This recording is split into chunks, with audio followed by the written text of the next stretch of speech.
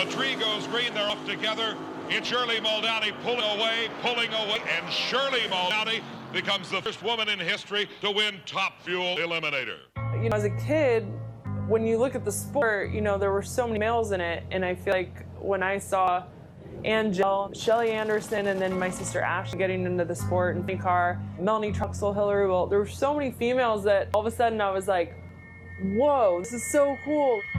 You go quiet, you go somewhere else. Gender plays no role in what we do. Race car knows no different. I still strive to be the very best driver that I can. Keep on dreaming, you'll find yourself. You have to remind yourself that there's a lot of young girls that are now kind of looking at us the same way. Are you ready for the moment? Are you ready for the moment? Are you ready for the storm? The biggest challenge is always going to fight to gain the respect. It's not all sunshine and rainbows. People aren't nice to you. They don't treat you fairly. This is a tough road, those are all. You have to decide in your gut, in your heart, that this is what you want.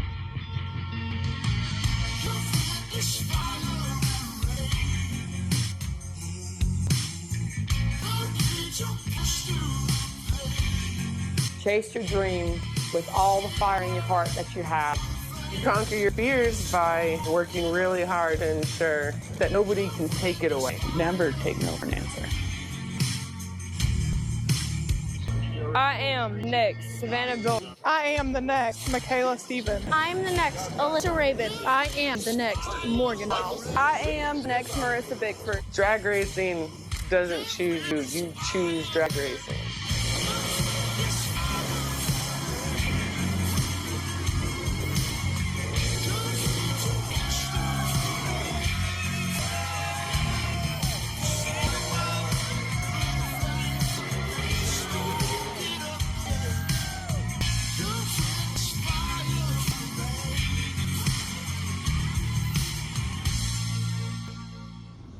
So to answer the question, who is next? Well, last week, Shirley Muldowney told Lewis Bloom that the time is right now for females like Leah Pritchett, for that matter, for anybody that wants to get involved in NHRA drag racing.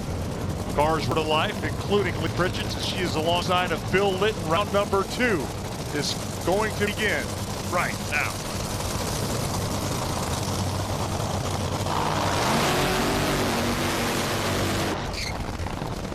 Let's go ahead, set the ladders. Round number 2, they come courtesy of Lucas Oil, the #1 qualifier.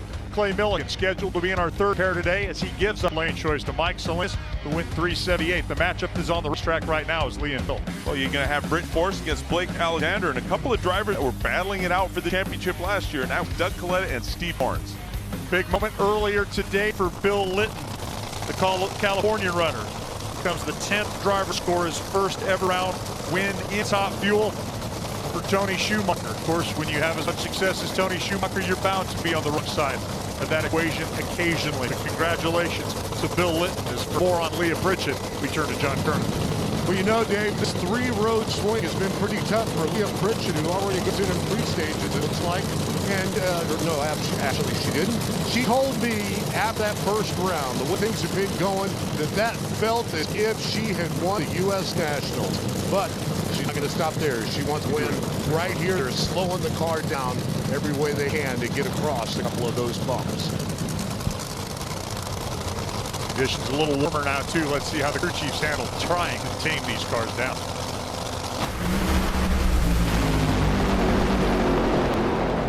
Not able to tame out Litton at all as Leah Pritchett crosses with a solid run, 384 at 322 miles an hour. The lone Top Fuel car out Don Schumacher stable. Don likes the fact he's got her into the semifinal. Well, one of the reasons Tony Schumacher remains winless in 2018 is because Doug Coletta beat him in the Pomona final. Doug at the starting line now in the left-hand lane, racing for Mac Tools. 3 finals and 6 races to start the season. Doug positioning himself very, very well to try to get that first Top Fuel championship. And he's taken on the defending event champion, the guy who won his first ever Top Fuel race here back in 2012, Steve Torrance. The guy who once again, almost like a runaway freight train, the top 4 points lead. Bumped into Steve Torrance this morning during opening ceremony. He said to me, if anybody's questioning where mind is at, I'm back. Plain and simple.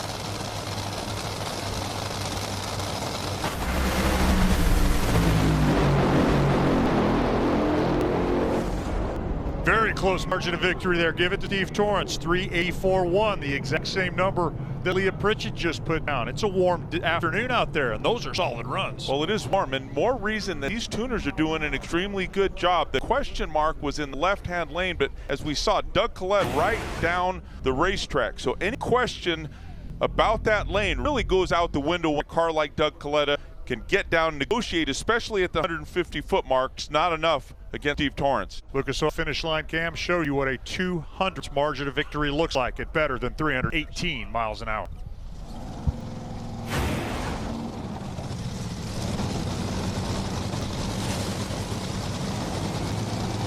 Torrance climbs out. Capco crew feeling it. If them 6 guns will be ablazing by the day's end, only 2 round wins away. Perhaps that celebration is our #1 qualifier. Clay Milliken comes up against the plain black rapper, Mike Salinas, who put down a very solid number in first round.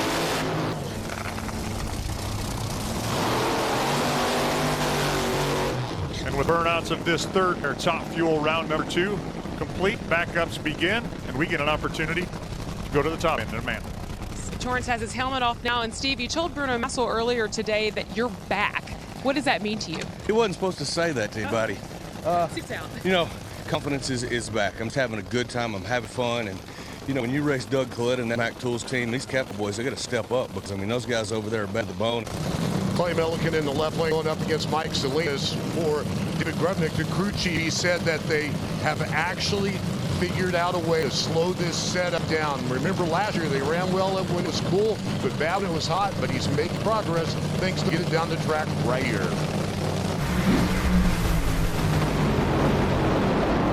What is a left lane that has been tricky, and Mike Salinas drives around at the finish line. And it does prove to be the undoing. Clay Milliken now running a streak of racing here at Atlanta where he has not been past this round since 2004. The Parts Plus team bow out. Mike Salinas picks up another round win. Well, as we take a look at the replay, the car on the left starts to lose traction after Clay Milliken on the right side. The difference was 30 mile an hour at the finish line when Clay Milliken on the right side of the screen started to spin the tires. Mike Salinas kept his foot in it. He had some issues mechanically, but the car was still underpowered. You can see Clay Milliken close the injectors. He knows it's spinning the tires. He can feel the G-meter fall off. It's just your equilibrium tells you to get off the throttle. He's trying to ease back in it. The car never really recovers. It's extremely hot out here, a hot racetrack. And in the other lane, Mike Salinas did a good job just knowing what his opponent was doing and just drove around him right at the finish. Right place, right time for Salinas as Milliken bows out. Mike is his first ever semifinal. Burnouts back at the starting line alert us to our 4th and final pair. Quarterfinal action here. Top Fuel is Brittany Force, the reigning Top Fuel champion, and the Monster Energy car can be found on the left side of the racetrack right here. That is actually the driver's right-hand lane. She is set to take on Blake Alexander. Blake racing for Bob Vandergrift Racing, just down the road, if you will. Get set for Brittany's 249th round of racing. She's hoping she can get to that nice round number of 250 rounds later today. Brittany, you've never been past the second round here in Atlanta. Tony Pedregon, what does the team need to do here to advance? Well, this is a game of attrition right now. We've talked about the track temperature earlier in the first round when these cars were on the racetrack. It was 100 degrees on the surface. It's increased to 124 degrees. That means the rubber on the racetrack starts to get gooey. It starts to not adhere to the rear Goodyear as much. So it's really, most of it's on the tuners. The tuners miss. The driver can still feather the throttle, get out of the throttle, get the car to recover. Let's see who does that best.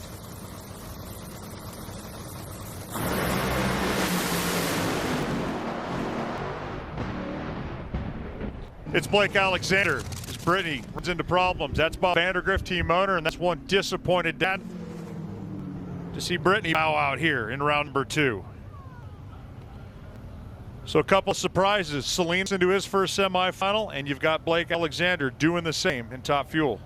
Well, we were just talking about it. This is a classic case here. As the car started to get to about 200 to 300 feet, it starts to see clutch application. That means it's taking some of that power and transferring it through the bell housing onto those rear tires, and if you apply it too much or even too soon or too quick, just the track doesn't have enough grip to hold it. And rear tire temperature starts to really increase, the tires start to spin.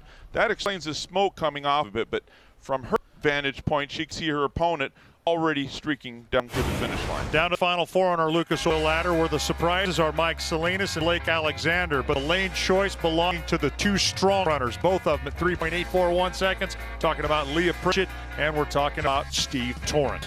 So from Top Fuel, funny cars, what will come your way next year at Atlanta Dragway as the 38th annual NHRA Southern Nationals powered by Mellow Yellow rolled on with Courtney Force, hoping to do one better than her sister here today in the Georgia State.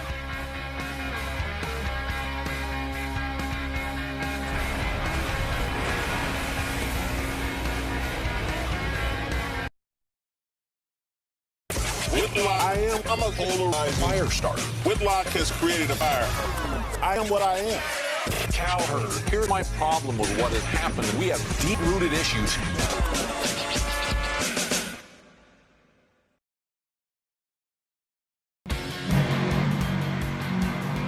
It is funny car time at the 38th annual NHRA Southern Nationals powered by Mellow Yellow. I am Dave Reef. Next to me, as always, the two-time funny car champion, Tony Pedregon. That has a little history at the Atlanta Dragway. It's time now for our Dodge Tales from the Strip. Tony, what are we talking about here? Well, this was my first year, technically as a professional. My big break in my career, I was hired by John Force. I just so happened to run into him in the final round of the fourth race of my career. I didn't expect this to happen. I was waiting for him to come around me. It never happened. I took a different turnout right here. I'm probably thinking, what am I going to say to the guy that just hired me? I know what John Force said. This is when he says, I hired my own assassin. And it was you, buddy. You got the job done. Awkward team meal. Hey, we got a special guest going to be joining us for our Fuel Funny Car category, as well as the Pro Stock division, as we get set now for Bob Tasca and Jack Beckman. I will reveal her name in just a moment. Did I tease, though? Here's Best Jack Beckman, the point leader in Funny Car. Guy with 3 finals here at Atlanta, a couple of wins. Bob Tasca just got his first round win of the year. Would love to double up now. Oh, Bobby made it very interesting, though, but is not able to get the job done. Fast Jack Beckman at 4.146, just fast enough to keep Tasca from advancing. So I promised a special guest. I said her name is Erica Enders, and when it comes to Pro Stock racing, there is only one, and it is all you. From the first #1 to the first national event win, and now a 2-time champion. Welcome to the booth. Thank you, Dave. Tough round one earlier today. Let's not penalty box. Reflect on that a little bit, but your career, how do you, when you get to this point in your life, did you ever think back then you would be where you're at today? Well, I had always hoped I would be. In half the battle is believing it. So, we were fortunate enough to have a dad that taught us that and instilled that work ethic in us. And it's been a long haul. It really has. And this last mountain to climb over the past 2 years has been even longer. Eric, going back to that first round, it seemed like you were the 4th quickest car of the round, but you just didn't qualify, and it probably seemed to be your downfall today. It definitely was. We've got to qualify a little bit higher on the ladder and definitely try to steer clear of the 4 elite motorsport cars that are out there. So it was a challenge, but I'm glad to see that Jag Kaufman got the win. That was the great moment. Route 66 when you finally got that first win. Greg was outspoken, didn't want to lose it to you. He did. But did. He also got proposed to that day by Richie. What a great day. 7 years, 7 final round appearances, and finally got that win. Incredible stuff. And of course, wherever you go, Sister Courtney's not far behind. She's with us in the booth She's as my well, sidekick. Right? Absolutely. She's going to stick around with us as Tommy Johnson Jr. and Matt Hagan represent our next pair. A category that I'm going to assume that you might have some interest in if the opportunity ever came. After all, drove a Pro Mod car also this year. I did, yes. I'll drive anything that I can get my hands on, that's for sure. But I did go to Frank Hawley's Alcohol Funny Car School. Jack Beckman was my coach, and Robert Height was actually in my class as well. So my plan prior to Pro Stock was to get into a Nitro Funny Car, and after our 04 Houston win, my plan took a turn. So it's Hagan who's won Pomona to start the season over Robert Height. Since then, the going's been a little tough, the Virginia cattle farm. Tommy Johnson Jr., we talked about the fact that he's had some interesting moments here. Perhaps the most stunning of which, Tommy Johnson's raced here 19 times prior in his career, never advanced to a final round. How tough is that for a driver to think about? I think right now, Tommy is a professional. He's thinking about the conditions. He's hoping that his tuner has set the car properly. If it doesn't, all bets are off. Everything goes out the window. At that point, once the cars do leave the starting line, it's up to the driver to get off and on the throttle as well as he can. Not going to advance this year. Meanwhile, for Matt Hagan, Atlanta represents a get healthy kind of a place. Semis or better here for Matt Hagan the last 6 years. Let's take a look at the Lucas Oil ladders here now. We already have two that advanced into the next round, and they include Jack Beckman as well as Matt Hagan. We know that that is a head-to-head matchup. Drivers that qualified only in the 10-11 spot. But coming up next, going to be Cruz Pedregon, Ron Capps, and then we'll wrap up round number 2 with Courtney and Tim Wilkerson. And in left-hand lane, who could have predicted that the first of his 115 career final rounds in the Nitro category was actually in a top fuel car? It was here 23 years ago when he lost to Corey McLennan. Ron Capps set now to take on Cruz Pedregon. Now with 40 wins overall in 3 supercharged categories: funny car, alcohol dragster, and alcohol fun car. John Kernan. In between rounds, Dave, I walked into Cruz's transporter and found him lying on his stomach flat on the floor. Asked what was wrong, his back is hurting. He thinks he has pinched nerve in his back, so he is laying through the pain because he tells me that when he sits down, that's when pain is the worst. Nobody knows him better than you, Tony, having anything to that giant wheel stand a number of years ago in Las Vegas. I think he had back issues prior to that, but you know, adrenaline does amazing stuff to the body. I guarantee you right now he's not thinking about any of that pain.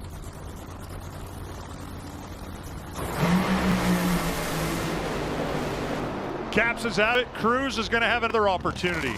For Erica Enders, what's your adrenaline like watching a fuel funny car, getting to hang out up here in the booth and see how it all comes together? Well, it's pretty exciting. I'm seeing all these cars in the left lane having a huge struggle getting over that speed bump out there. But awesome for Cruz to see him in the winner's circle. I got to share it with him last weekend in Charlotte, and get another win light here in Atlanta is pretty neat.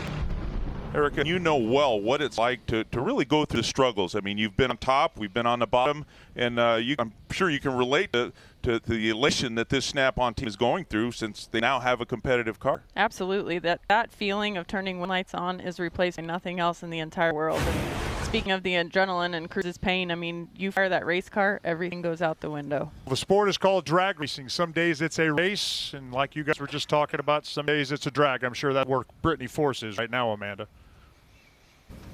I'm assuming it's not the weekend that Brittany Force was looking for, but Brittany, we're celebrating Women of Power in the NHRA this weekend. Every time you get in the car, it's an opportunity to learn. What will you take away from this weekend? You know, every time, I've always said that, every time you get in the car, you experience something different. Half the time it's driver screws up and you learn from that. So I always try to find the positive in anything and everything. And, you know, congrats to that team on the win. Well deserved. And with that, we turn our attention now to Courtney Force, the advanced auto parts driver, will be in the left-hand lane up against Tim Wilkerson in this, her 150th race as a professional funny car driver.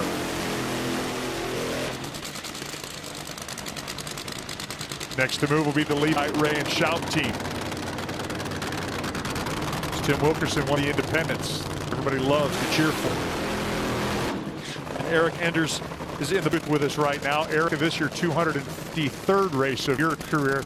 Those numbers are starting to climb. They are. That means I'm getting a little bit older, I guess.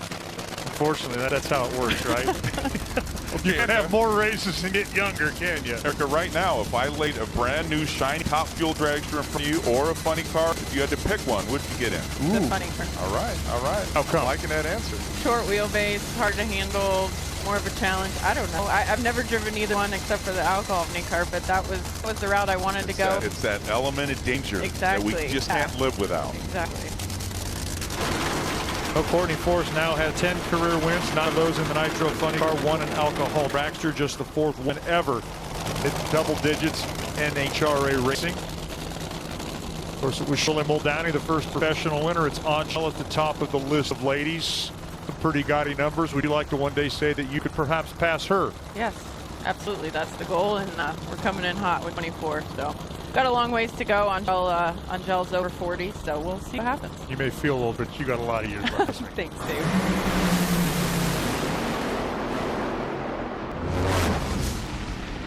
4:14, John's daughter Courtney advances.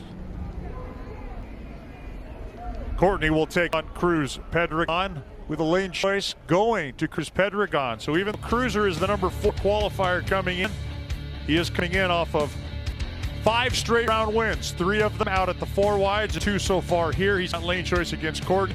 Jack Beckman picks his against Matt Haig. Your brother's looking good, Tony Pedregon, as the second round of Funny Car is done. Erica Enders continues to hang out with us, the Charlotte winner, when we talk pro stock when we come back. Mentioned Courtney a moment ago. There's her sister.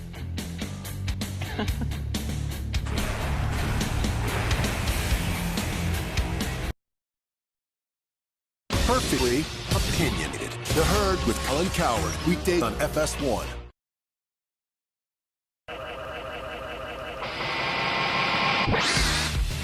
th Annual NHRA Southern Nationals powered by Mel Yellow with a look at Pro Stock Ladder presented by Lucas Oil heading to round number 2 where Derek Kramer, Vincent Nobile, Drew Skillman, and Jeg Coughlin Jr. pick their lanes against their opponents.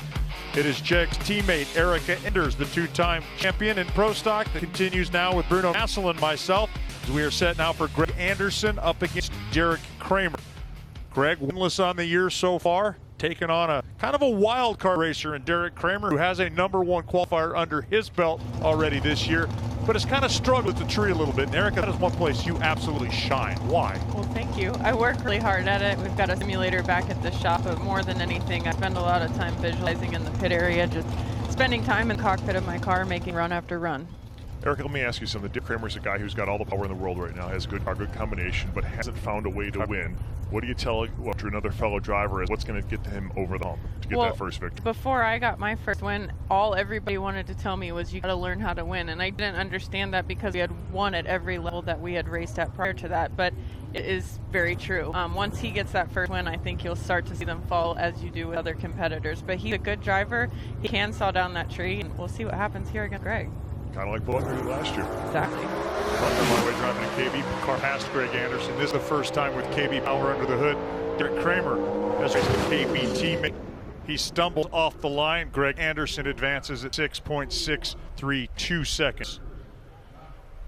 Well, at virtually each and every stop on the NHRA Mel Yellow Drag Racing Series, a special moment held every Friday morning. An opportunity for busloads, thousands of high school students to come to the races and take part in the NHRA Youth and Education Services program. Yeah, there's a lot of hands-on fun things to do, but it's really a great opportunity to bring kids out and show them all the opportunity that exists in front of them. Have you ever been a part of it?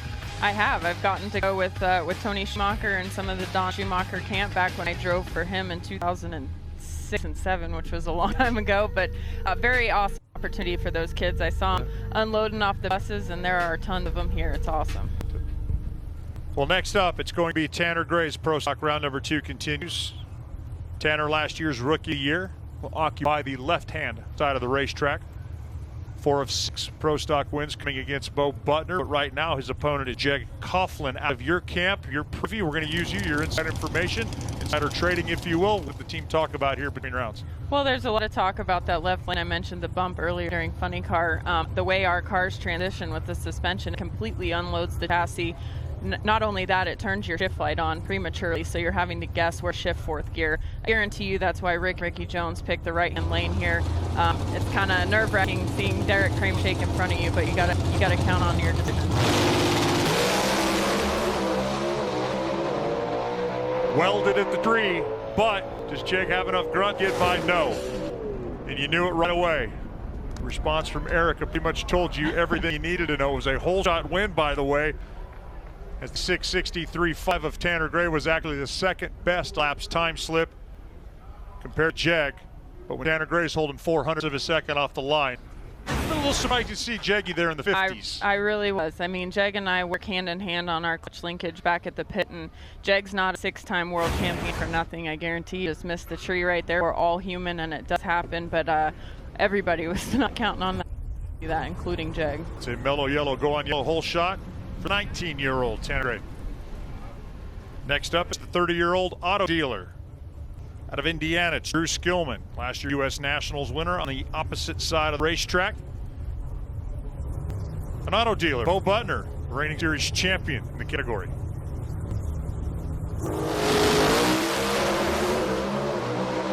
Advantage, red car.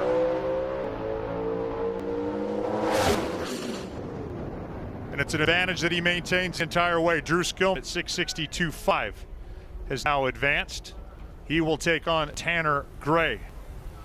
Flashback 2014, one of the most dramatic moments in NHRA history when you came to starting line alongside of Jason Line. It was a winner-take-all championship moment at the NHRA finals. I remember it like yesterday. I bet you do too. I do too, and when I get down in the dumps, I pull up that video on YouTube, but the goosebumps when I watch it, even now a few years later, and seeing Ricky Jones in tears, it means the world to me, man. That's when you know you won the battle, but let's go back to the semifinals. Perfect lights between you and with Jonathan Gray. Jonathan Gray, yes. It was. And you were announcing it, yelling in the microphone. I remember that. Double, triple O lights. It was crazy. I had been a little lethargic first and second round against Rod Brogdon and Larry Morgan. And it was time to turn her up. I by no means meant to cut it that close, but you know, God had the plan written, so we just executed. When I say triple O's, that's a reaction time that was perfect for both Jonathan and Erica. It's the only time it ever happened. So there was a lot of goosebump moments. The first of 2 championships. As Erica continues now with Chris McGahey, the Harlow Salmons team, already a winner this year. They will be on the E3 Spark Plug side, and then there's Vincent O'Beal, already a winner this year on the Toyota side. Erica, Vincent coming back after that victory. The plan for him was only to run a partial schedule, and all of a sudden on for the full tour. How does it affect your team? Because now it's a 4th driver. Does it water it down, or does it help build it up? I think it helps build it up, and with the way that Pro Stock is right now, we need car count as much as we can get. So Vincent's team owners were actually at our shop in Oklahoma, Elite Motorsports, picking up a new trailer, and they decided to run the rest of the year, which is great. McGahey has problems. Vincent O'Beal streaks by at 661. Not sure what was going on there, but it was a pretty much side-by-side pass there till just past the 330-foot mark. I was watching Erica as she shook her head when we saw the reaction times come up on the board because the advantage went to Chris McGahey at 19 to a 36, but a little hand clap as Vincent drove on by, went on to the semifinals. Not only did he move into the semifinals, Vincent O'Beal, by the way, just took over the Pro Stock points lead, as he will have lane against Greg Anderson on one half of the semifinals. Drew Skillman will pick his lane against Tanner Gray. As we say thank you to Erica Enders, we will see you next in Topeka, decide your first ever career #1 qualifying ever. Yes, they should be doing double duty in Topeka, am I right? I will. We'll be driving the Elite Motorsports promo car as well. Looking forward to it. The event is called the Menards NHRA Heartland Nationals, presented by Minty, and we will have qualifying Friday at 10:30. NHRA Today kicks off a busy Sunday at 1 Eastern, then the finals 1 hour later at 2 Eastern. 3 hours of coverage on FS1. Going to be fun in Topeka. Second round Pro Stock motorcycle around the corners. Hector Arana Jr., Eddie Krawick, Scotty Polacek, and Andrew Hines pick their lanes against their opponents. As we go down to the racetrack now, it all kicks off with Dad Arana versus Scotty Polacek. The 11th time these two have gone head-to-head. How about an even round record for each? 5 wins, 5 losses against each other. That's Polacek on blue scooter, driver's right-hand side. And it's Scotty holding 200ths of a second. We also heard Arana's bike stumble out of the gate. That's going to be all she wrote. Hector advances. Now there's Scotty at 6.896 seconds. Next up is Angel Sampé. She keep the beat going for the win today up against Andrew Hines. Amazing to think they only raced 26 times prior. Keep in mind, Angel took some time off to become a mother. Bruno Angel's holding 300s. That can be trouble. She held on for that one. A big upset, especially looking at the run she had the round before. Limped down with a 7:17 and a whole shot win for Angel. Mellow yellow, go on yellow. Whole shot shows you the margin of victory. She ran 200ths of a second slower on the racetrack, but 300ths quicker on Christmas tree gets her the round win. Now the pride of the Scream Eagle Vance and Hines Harleys sits with Eddie Krawick as he is taking on Ellie Tonglet.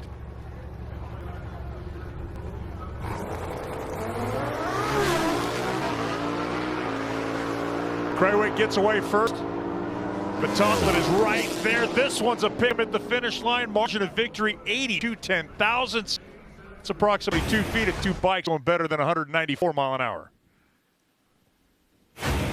And Finally, it's Jerry Savoie, the white alligator racer that was a champion a couple years ago, up against the #1 qualifier, Hector Arana Jr.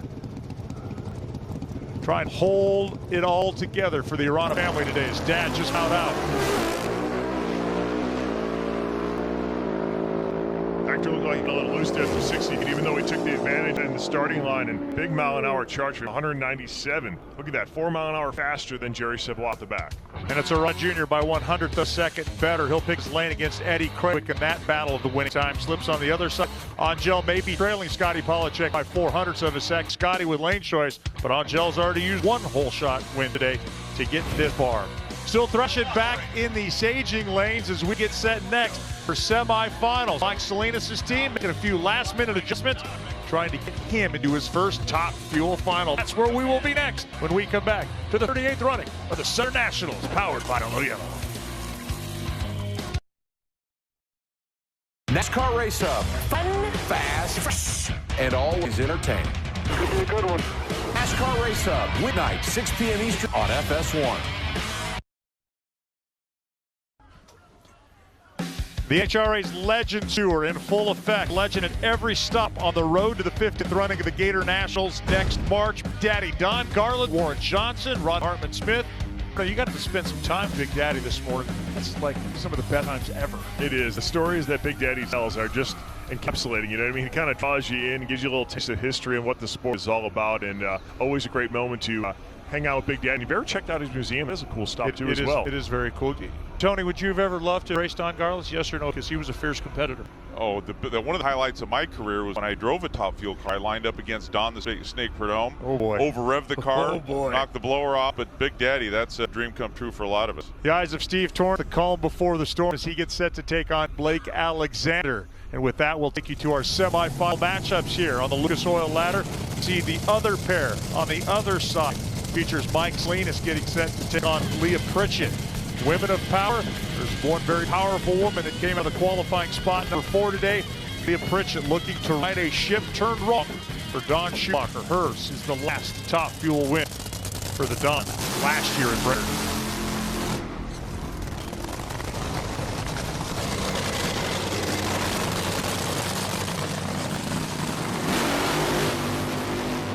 What is a Cinderella kind of day for Blake Alexander? He races for Bob Vandergriff, and yes, came out of the number 10 qualifying spot, but he already has dispatched of Entron Brown. He has already dispatched of Brittany Forrest, John Kerr, and now he has the Top Fuel points leader, Steve Torrance. Yeah, but he's not afraid. This kid, I've seen him basically grow up in the Virginia, Southwest Virginia. He's got nerves of steel, and he told me a little bit earlier that we didn't come here to win half the race. I don't need to be cocky. That's just the way I feel. And he's going to be out here a little bit more the rest of this year. This next race will be in Chicago. He'll draw a total of about 8 more races this season. Blake Alexander comes to this race with a lot of winning car experience. I've raced him several times after he really cut his teeth. So in terms of car control, in these warmer conditions where the track can get a little bit loose, he's got plenty of experience going up to that line. That's something we have in common. I raced him in comp eliminator categories. He was behind the 11A altered right here in Atlanta. So he knows how to handle a race car and get the job done against Steve Torrance. He's got to be razor sharp in the tree. He's been known to be a little cocky and probably tell you he is.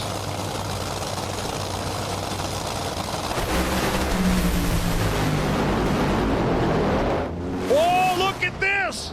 Another giant has fallen to the wayside. Bob Vandergriff loves it.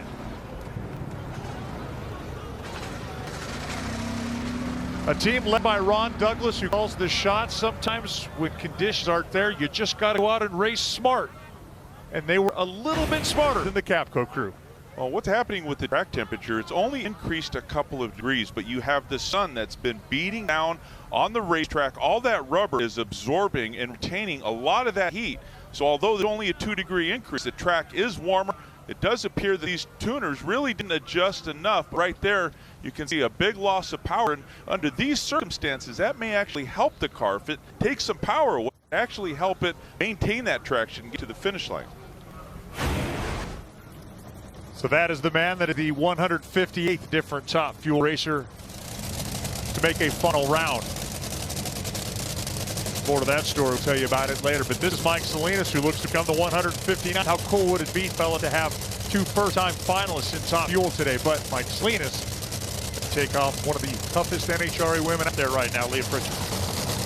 Leah Pritchett had the better car. She chose that right lane. And, you know, you got to be thinking that when you see the car out in front of you, like Steve Lawrence did, go out there and smoke the tires and losing that lane, maybe you're scratching your head a little bit.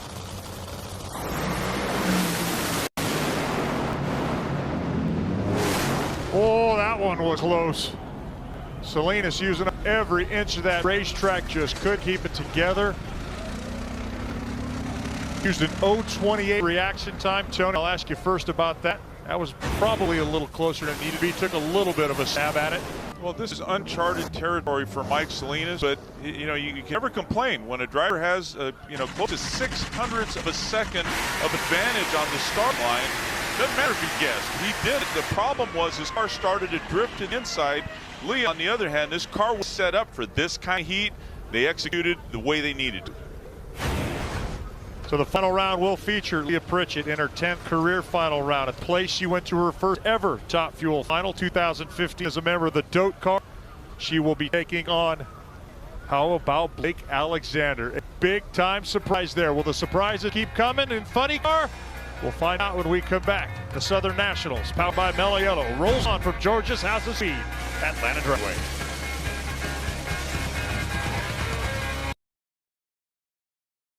Whitlock, I'm a polarized fire starter. Cowherd, here's my problem with what has happened, and we have deep-rooted issues. As you have and will continue to see throughout our coverage today in Atlanta, there are many successful females driving the NHRA forward. Well, behind the scenes, there are even more, including one lady very vital to this man, Jack Beckman, and the incredible work being done for the Infinite Hero Foundation. So what I do with the Infinite Hero Challenge Coin program is I take donations to raise money for the foundation, and we take the coins down the track.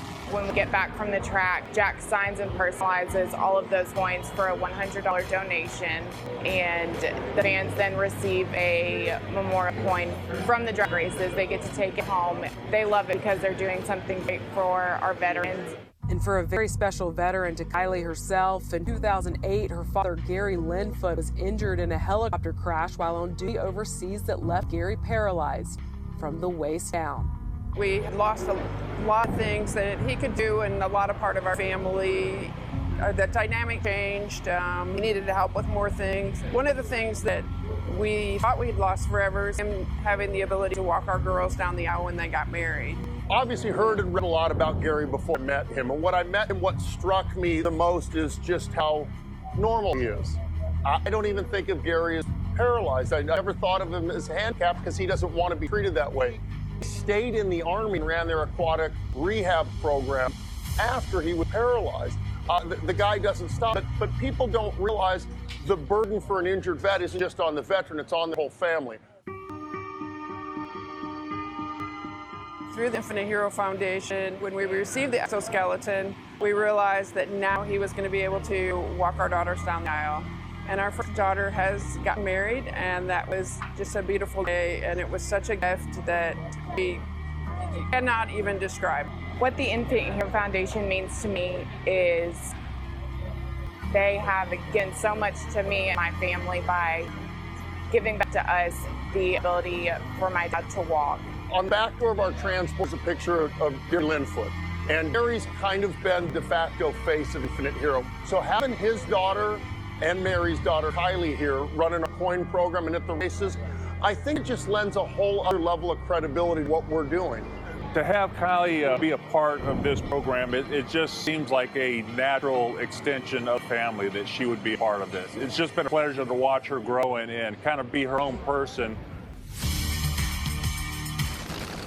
That is great support for the Infinite Hero team. I have a couple of those challenge coins that have been on Jack Beckman's person, cruising this place better than 300 miles an hour. Beckman trying to extend that funny car points lead now as he's got a teammate in the opposite lane, the Christiansburg, Virginia farmer, Matt Hagan, his opponent. Both champions, both Indy winners, two guys that both have raised their wally here that says Southern National. for Matt Hagen's team. They say that they're pretty much uncharted territories as they were. Let's say they're going to set up a 410. They're actually then going at 500 slower from there because that's how tricky the conditions are for this team right now, trying to get a handle on the racetrack. We saw Leah do it. It wasn't a big number, but she got down the racetrack. That's what all these teams are trying to do, just crunch it and not get through, Tony. That's what these warm temperatures bring, and that puts more responsibility on the driver's shoulders. When I was driving, I prefer conditions like this, because if it became getting in and out of throttle, I wanted the experience. How about two guys dashing it all the way to the end? 4.111 the winning time slip for Matt Hagen. The Don 50-50 there with his teams, but definitely knows he has a shot at the funny car with Matt Hagen, who heads to the top end, and that is where we find Amanda. Blake Alexander has gone through Intron Brown, Brittany Force, and now Steve Torrence to reach his first career final. And Blake, how do you maintain your cool at a starting line where you've left on all of those guys? I don't know. He let me sit there for a little bit, so I was just waiting for the lights to come down. I'm not saying he did anything wrong, but I don't think that was what Ron Douglas put in, the 7-cylinder tune-up for the Pronto Parts Dragster, but we'll take it. And I got to mention Vitech products. Go to vitech.com. They just started sponsoring me this weekend. A college student, marketing major, when he first thrust his way onto the NHRA scene. He looks even younger today, but this is one very driven kid. An aerial cam showing the starting line, looking at the advanced auto part machine of Courtney Force. One already in a top fuel final. She's trying to make her way to the funny car final. There's still one more woman in play. Angel looks to go the distance. Pro stock motorcycle day. But that also is one of the best running cars right now. Cruz Pedregon and the Snap-on team led by Aaron Brooks that have figured out how to run this car in the heat.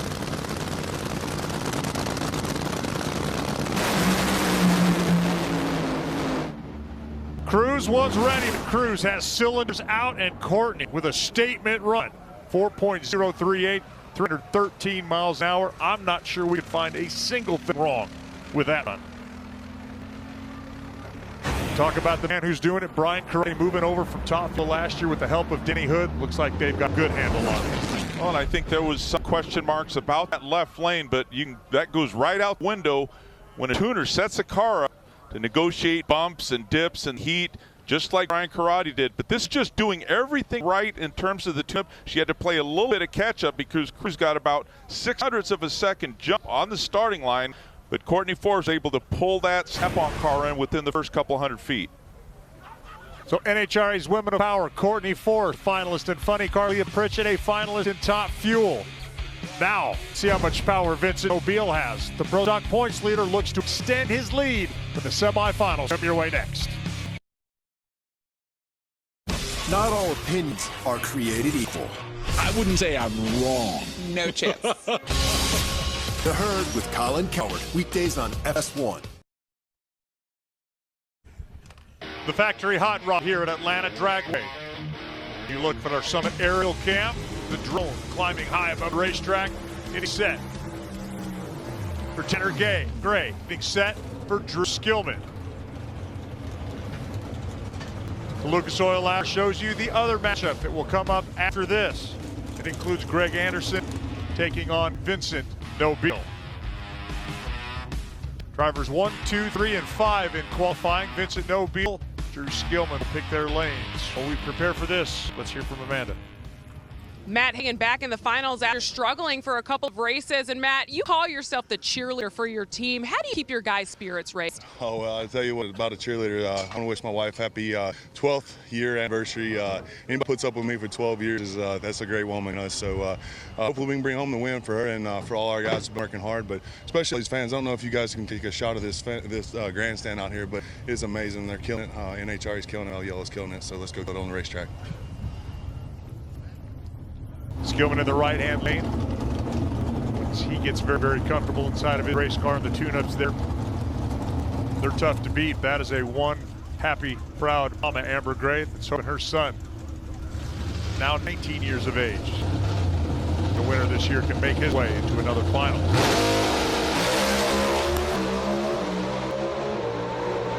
Two cars each with gray horsepower under the hood. Tanner away first, Tanner to the stripe first. But he wins via the hole shot. Thing is, you heard Mahagan talk about killing it. Well, Tanner Gray is killing it behind the wheel of his car. Back-to-back hole shot win for him. He was very upset with himself after the 4 wides where he was late and lost. He said he flinched. He was on the practice street at least 400 times this week, determined to make up for that loss, and he's done it right here. 1-2 rounds for this team on hole shots.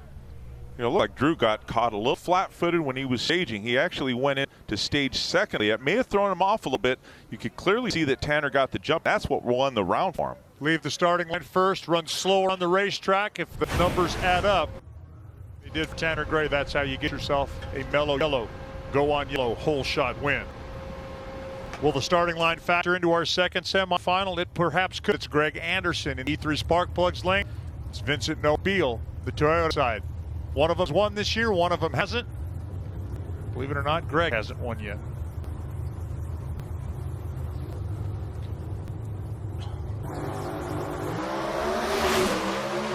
Anderson's away first. And at the finish line, it's Vincent Nobile, though, by 62 10,000ths, has just enough power under the hood to drive by, extend his points. The third final round of the season. He won the Las Vegas 4 wides, finished as a runner-up last weekend to Z-Max. Lucas Oil finish line cameo shows the margin of victory. It's a nose to the Mountain View Tire gang. We send it down to Amanda. Tanner Gray, a sophomore season, headed to the finals here in Atlanta. And Tanner, when you win on a hole shot, how satisfying is that? Yeah, it's very satisfying, especially to come off a couple weeks like I had on red in Houston and being dead late in Charlotte. So it feels good to start to get back in my rhythm. The guys are giving me a consistent race car, and that's what's helping me to be able to hit the tree like I am. So I'm proud of all of them, and looks like we're going to race Vincent here in the finals. We'll see what we can do. Young man certainly not lacking in confidence. Last year's Rookie of the Year. From the Summit Aerial Cam back to the starting line, it's time now for Pro Stock Motorcycle. The first pair at the starting line is Angel Sampay. And we get a third woman into the final today. The winning woman ever will take on Scotty Polacek, looking for his first ever national event win. These big hole shots. Angel had a big hole shot last round, was able to hang on to beat Matt Hines. A bit of an upset right there. She's got 2 upset wins so far today. Like to keep it going. Of course, met Andrew Hines. Matt Hines doing the tuning on that, but Matt Hines, very accomplished rider back in the day as well. Double 9 Scotty Polacek, though. He lays on the hole shot. And if his power remains the same as it did right there, Scotty Polacek is into a final at 6.960, his 11th career final round. Still seeking that first ever win. I know what everybody else is thinking. Is today the day. Next up, it's going to be Eddie Krawick up against Hector Arana Jr., riding a very unique body style. And as you get a look at the Lucas Oil EBR machine, let's learn more about it now. Bruno Massel in our Chevrolet NHRA 101. This week, let's talk about Pro Stock Motorcycle, specifically the bodies on one of these things. Now, this isn't just any bike. It is the bike that Hector Arana Jr. rode to break the 200-mile-an-hour barrier back in Gainesville earlier this year. Beautiful piece of artwork is what I like to call it. It's an EBR 1190RX, creation that the Arana started with 2.5 years ago. Now, if you ask me, one of the coolest things about this bike, how closely it resembles production. I don't have a production bike here to show you the side-by-side, so you have to trust me. The front fairing and these side panels, identical to what you would see on a production bike. The only modification they had to make was air scoops on front. Obviously, this engine's bigger in displacement, puts out more power, so it needs more air to feed that motor and supply the extra 250 horsepower that it has over production. But a lot of painstaking work went into the development of this bike. First version of this bike was highly unstable when this thing hit high speeds, so after 2 years of computer modeling, wind tunnel testing, blood, sweat, and tears, and R&D, they've got a bike that is actually now molded to the driver for comfort, stability, and as we've seen, high speeds. They even got a production taillight on back. Bruno EBR, of course, standing for Eric Buell Racing. You want one of those bodies? He says, no problem. Just come with a check. Or cash. Cash is yours too, right? See if he can cash it out. Beat Eddie Krawick. Eddie's holding 0.07 of a second. That is going to be all she wrote. Although Eddie did pick up the performance big time. How surprising to see a 687 pop on the board there.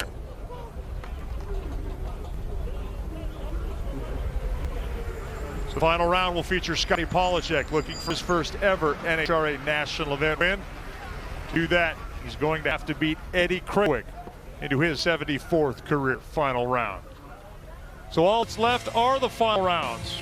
Top fuel that includes one man, Blake Alexander, who may have been a wild card until today, but after taking out 3 of the bigs in top fuel, don't count him out in the top fuel final.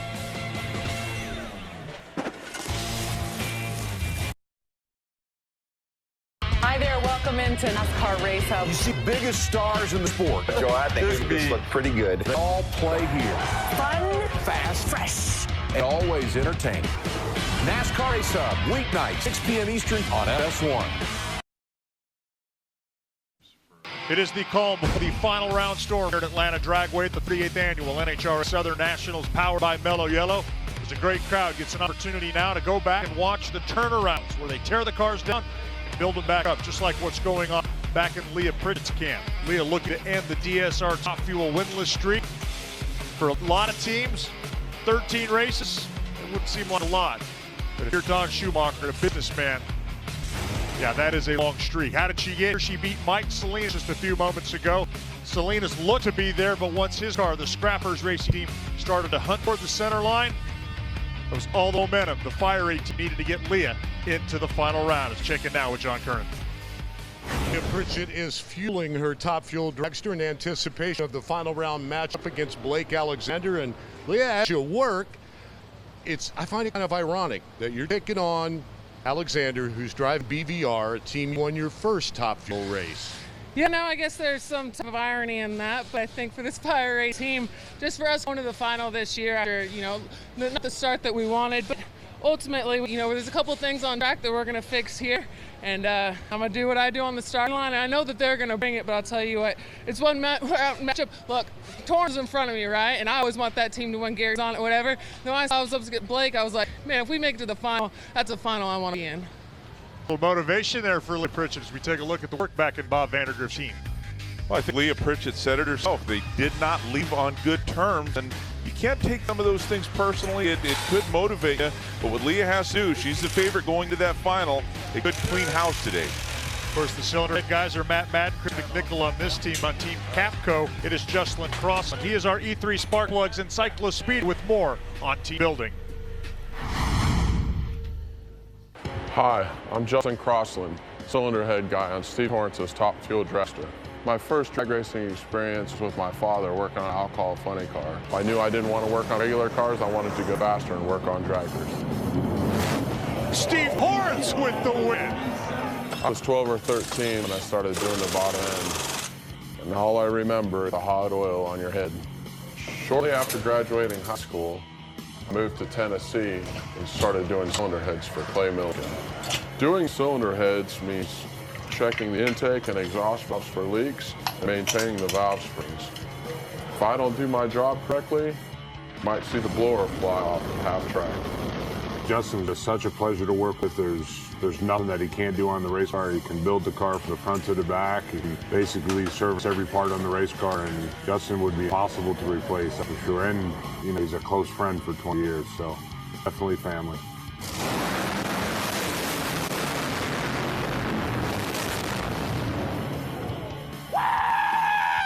So while it is the driver that enjoys the spotlight, he would not be there without his very valuable teammates. As we take a look at the action back in Courtney Force's pit, keeping in mind she won Phoenix from number 1, and if she wins Tony from number 1, she'll take over the funny car point.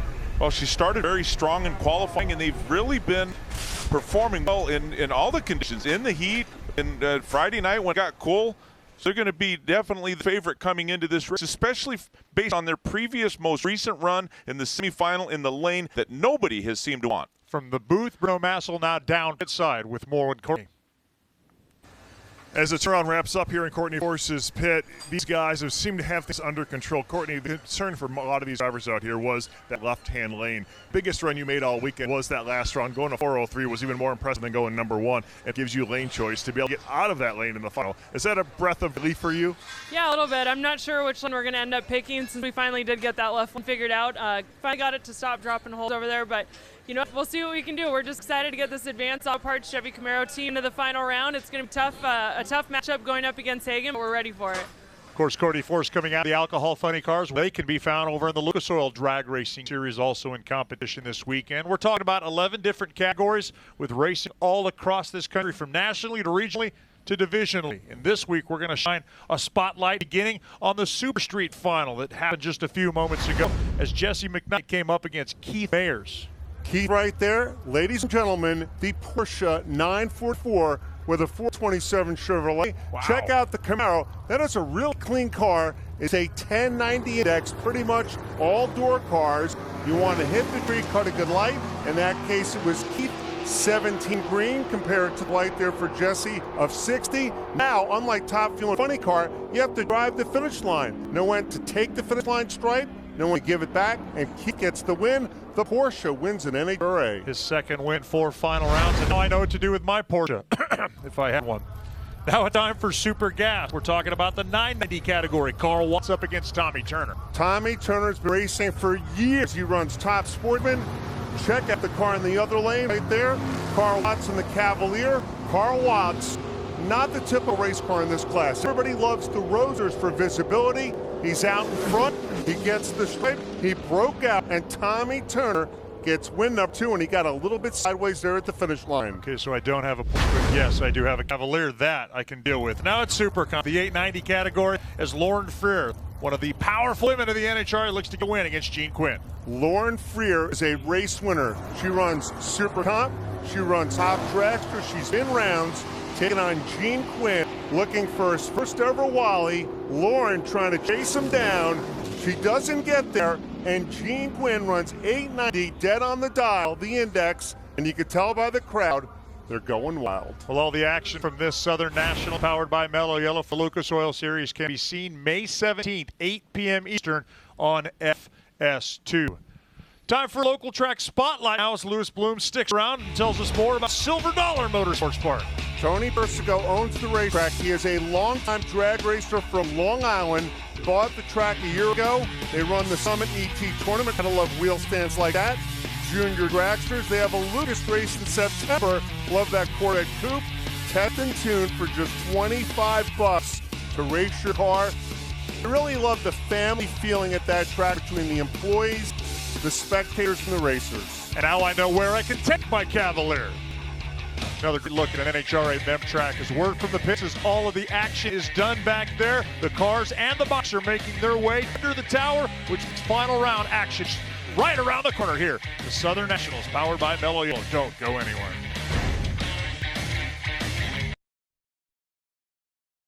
Whitlock, I'm a polarized fire starter. Cowherd, here's my problem with what has happened, and we have deep-rooted issues.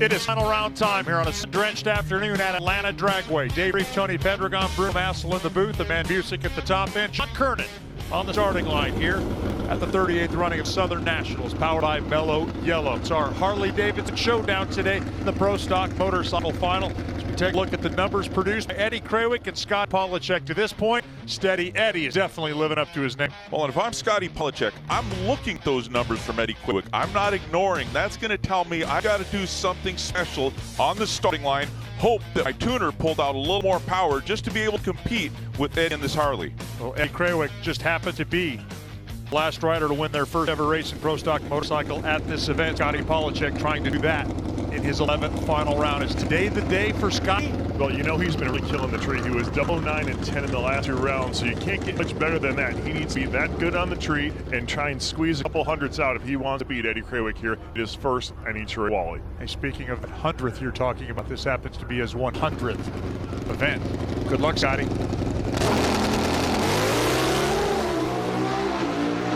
Pretty even on starting line. Polachek's close. Eddie Krawick has it. 17-1 now head-to-head lifetime against Scotty Polachek. Eddie Krawiec has just earned his 45th career race win. Second on the all-time pro stock motorcycle win list behind teammate Andrew Hines, who now has 48 wins. Ed Krawiec was steady all day long, slowed down just a little bit there, but not enough for Scotty Polachek to catch him. Let's go down to the starting line. With Matt Hines, the crew chief, and Matt, a hot, tricky track. How did you make the adjustments to come away with the win? Oh, just picking at the tune-up all weekend long, and I was out sick. I wasn't able to make it to the race yesterday, but we were able to put it together today, and Eddie did a great job. And I can't thank the Harley-Davidson Van Science crew enough for all the work they did during the off-season. Well, he doesn't look sick anymore. It looks like he feels pretty darn good, guys. It's funny how winning will do that. For Eddie's second win of the year, kicked off the season in victory lane at the Gator. And now, Amanda, he gets to do it here in Georgia. Yeah. Absolutely. It was a steady day for Eddie. And what was key to your win here today? Man, just making good, clean laps down this drag strip. I struggled all weekend to make good, clean runs. Finally got it. I don't know if it went in the final. It rattled the tire pretty hard there, but we managed to get the win with our Harley-Davidson. I really want to say thank you to Mellow Yellow. We're here in Coca-Cola's backyard, and come out here, go to the Cook dinner, spend some time with all the brass and everybody at the company, and then collect a Wally from one of my best friends, Mike, here. So, it's awesome. Thank you, guys. I appreciate it. This is an awesome Wally and an awesome win for our team. Thank you. Woo! Yeah! Congratulations to Steady Eddie. Well, class that's featured the most parity this year is Pro Stock, but we will have our first repeat winner this season in the 7th race. It's going to be either Vincent Nobile or Tanner Gray. But, fellas, what we will have is our 18th different Pro Stock winner at this facility. Very first one, the late Lee Shepard back in the day. It's funny for Vincent Nobile, we talked about it earlier, how, he was only planning on running a partial schedule. He got the win and changed courses, and now he's leading the point. It's kind of ironic that you give yourself an opportunity to compete, and you just might surprise yourself, and that's what this team is doing. I don't think anyone would expect them to run this good this part of the season, but the switch to new Jerry Haas cars really paid big dividends, and taking the time off last year at the end of the season to regroup has really paid off. And there's Tanner Gray, who doesn't even know at age 19 just how difficult it really is to win, and he's going for yet another one already with 6 race wins. He gets 7 now. Tanner, slight hole shot advantage. Vincent's had the better running machine. Who hits the stripe first? Vincent Nobile.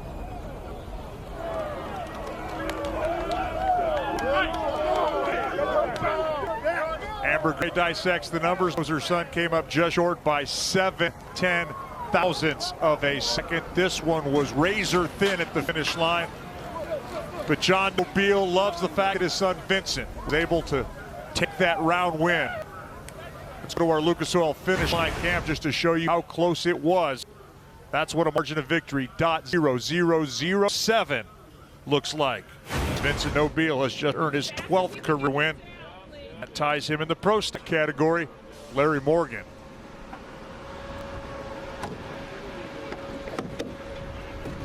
Let's go down to Amanda Busick. As Vincent hops out, Vincent, you are the points leader currently, your second win of the season, but you weren't even going to race the full season. Are you happy you changed your mind? All I got to say is I love Nick and Irene Mitsos. If it wasn't for them, they let me come out here and play, and they're not even here this weekend. Who's better than them? I'm lost for words right now. I've got an unbelievable race car. I must have made a really good run because Tanner definitely left on me, no doubt, and must have drove around him. Thanks to Elite, thanks to everybody. How about Jerry Haas? This thing was brand new before this year. 2 circles. Woo! Normally you drive a car off the lot like that, it depreciates, but twice to the winner circle, provided I get all that mellow yellow off it, still got pretty good value, doesn't it? That needs to go to auction. He can make some coin off that thing. Summit aerial cam shows you a unique look as a drone positioned high above Atlanta Dragway. And now this view, Vincent Nobile. Great job of the Mountain View team. It's time for Funny Car. Well, women have won the same race in both Top Fuel and Funny Car just one time, Brainerd last year. It was Leah Pritchett and Alexis DeJoria. It's going to happen here today. Courtney Forrest first needs to win Fuel Funny Car against Matt Hagan. Guys, all weekend long we've been talking about women of power. When it comes to powerful men, I don't know there's any more strong men out there than the whole Matt Hagan. Well, you know, in a funny car, it requires a lot of physical driving, short wheelbase, the engine's in front. You're really busy for the 4 seconds that it travels in 1,000 feet, but Courtney does just fine. When you look at the tail of tape, she has better cars. She has the clear advantage, but these cars that generate so much power, you can see the sun coming in and out. When the coverage comes in, it's not enough to cool the track temperature down, so the onus is on the Matt Hagan team, Dickie Venables, the tuner, to make the proper adjustments, but at times these cars could be very unpredictable. Courtney Force knows well that Matt Hagan in that other lane is a big threat. Don Schumacher with the opportunity to double today. First would like to see Matt Haig beat Courtney Force, whose sister Ashley Force Hood became the first woman ever in a fuel funny car race at this facility 10 years ago.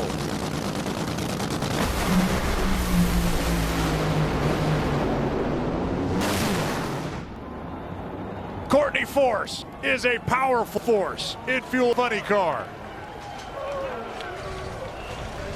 With that win, she not only gets the second of the season, but she takes over the funny car points lead. And she just did so with her 10th win in funny car on the 10th anniversary of her sister's big win. Let's go down to our Ed's Crew Chief Confidential, an interview with Crew Chief and Don Kernan. And that is Brian Karate, Danny Hood. And, you know, Brian, we were talking earlier today. You said you were going to slow this thing down with every adjustment that you could possibly make on the car. So I guess it all worked out. We've touched them all. That's a new first for me. I've never backed off car that much, but that's fine. You know what? We got the job done. That's what we need to do. Advance Auto really needed that win. Courtney did a great job all day driving. Our guys, I'm going to tell you right now, they're pretty good. Yes, they are. And of course, celebrating there with him, Danny Hood. That's Ashley's husband. I believe they were even dating 10 years ago when she became the first. Big hug for Papa John from Graham Rahal. A very happy husband. A historic win on a historic day makes John smile. Talk about women of power. Courtney Force has been the #1 qualifier at 4 races this season. She's been in 4 finals, including this one, now with 2 Wallies on the season. Courtney, you just became the point leader. Should other teams be worried? For sure. This is a pretty amazing feeling. I'm so proud of my Advanced Auto Parts guys. Karate and Hood, they just do a phenomenal job. And, you know, I try to do the best job that I can as a driver and make them proud. But you know what? They've given me a heck of a race car all season long. It's just the start of it. Good. It's just the beginning, but you know what? It feels great to be in the points lead. This is huge. My sister Ashley's here. My sister Brittany, I told them they better be down there if we get this Wally, and we got it. So for Chevy, for Peak, for Monster Energy, Auto Club, Advanced Auto Parts, and Parker Stroke. Woo! We're in points lead. Broke over. We got the win. I'm so excited. This is awesome. Can't be joined in winner's circle today by another woman. Leah Pritchett has that opportunity. Make that happen in the NHRA for the second time. Leah Pritchett set to take on Blake Alexander. You ride on board with Leah. She also looks to end that Don Schumacher Racing Top Fuel winless streak. Haul that now 14 races after she last won at Brainerd. But she's taking on Blake Alexander. As I turn to Lewis, when we showed you a stat a moment ago, he is the 28th driver to make it to a nitro final in both funny car and top fuel, which got us thinking. I wonder who the first one was. Well, not the Snake Don Verdome or not a Mongoose Tom McQueen. It was actually Maynard Ruff, the 1965 Top Fuel champion, who went to a final in 65 and then a funny car final in 67. Tony, would he have been in your top 5? We'd have been doing this for real? I don't know if I would have guessed that, but I can tell you that you know, Blake Alexander, he's very versatile. They've got their hands full with Leah Pritchett. You know, they know they're coming into this final as an underdog, but, you know, again, they have to race the conditions. It'll be interesting to see who gets off the line first. Red light, Blake Alexander by 6 thou.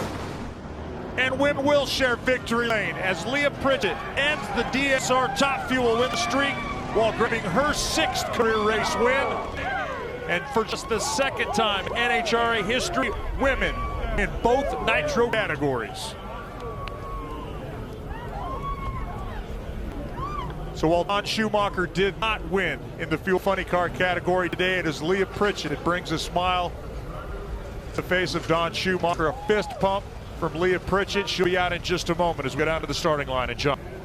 Tadahara, how satisfying is it? You guys were the last DSR Top Fuel dragster to win a race last summer. How satisfying is it to break that streak?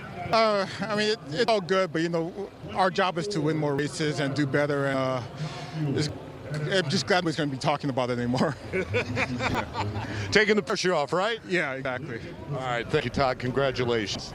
Sometimes it is tough to be in the media. Leah Pritchett climbs out of her Top Fuel dragster. She breaks the streak for Don Schumacher Racing. She was the last to win in Brainerd. She's going to get the helmet out. We're going to give her the Wally, her winner's medal, her yellow hat. I know I can feel that smile right underneath that helmet, Leah, and your struggles this season have been well documented. At this point last year, you already had 3 Wallies. Do the lows make the highs that much sweeter? They absolutely do. First and foremost, glory goes to God on this one. Todd O'Gahar, Joe Barham, the entire Fire 8 team, and thanks, for Don Schumacher picking me up to have what I consider the greatest team ever. For Fire 8, for the Ronnie Thames Foundation, U.S. Army, and of course Sparkling Eyes and Papa John's always sticking with us. Finally, we've got our momentum, we've got our Wally. I'll tell you what, we're going to celebrate tonight. Leah Pritchett will join Courtney Ford as women represent one half of the Sunoco winner circle. What a feast it is going to be when we come back and wrap up the 38th annual NHRA Southern Nationals, powered by Mel Yellow. Hey, there's Ashley. Congrats, Force family.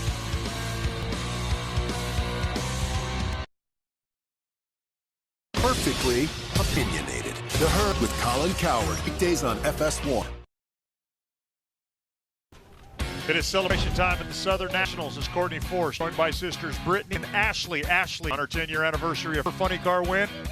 Joined by Leah Pritchett, who's now the 4th woman to win in 2018, as women now push their total to 142 national event wins. Well, they are indeed a powerful force. Let's go back and show you first the Top Fuel finalist, Leah Pritchett, getting the job done. Leah Pritchett, what it took on a day like this was discipline, self-control. Her tuner, Todd O'Gahar, able to manage the power. You can see her final round opponent fouling out right at the start, but his car may not have mattered. It was going down the racetrack.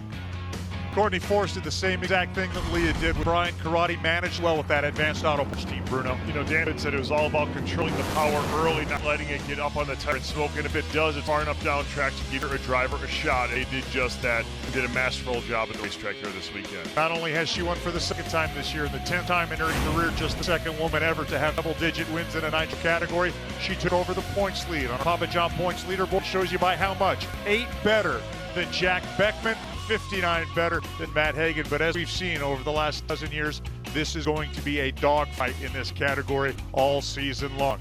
Well, down in there amongst the crowd is the stage. It's the perfect place to have our Sunoco winner circle as Eddie Krawick joins his 45th national event win. Vincent Nobile, already twice a win this year. Courtney Ford, what a job she's done. And eventually here comes Lee and Lucy.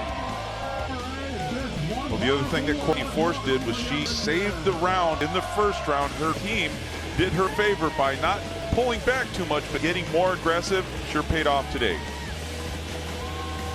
Let's go ahead and show you the pro stock points, how they stand. We've had a points change there when it comes to the leaders. Vincent Nobile walks away with a 48-point edge over Bo Butner at 20 points, a round win on Sunday. Took a big bite today, didn't he? Made a big move in the point standings, but look at the parity in pro stock 1 through 7, really squeezed in right there. The big surprise for me, Greg Anderson sitting number 3 without win on the season. 3 in a row is done. Next weekend, the NHRA is off. Then in 2 weeks, we are in Topeka, Kansas for the NARDS NHRA Heartland Nationals presented by Minty. Qualifying Friday the 18th at 10:30 p.m. Eastern. Then on Sunday, we begin coverage with NHRA Today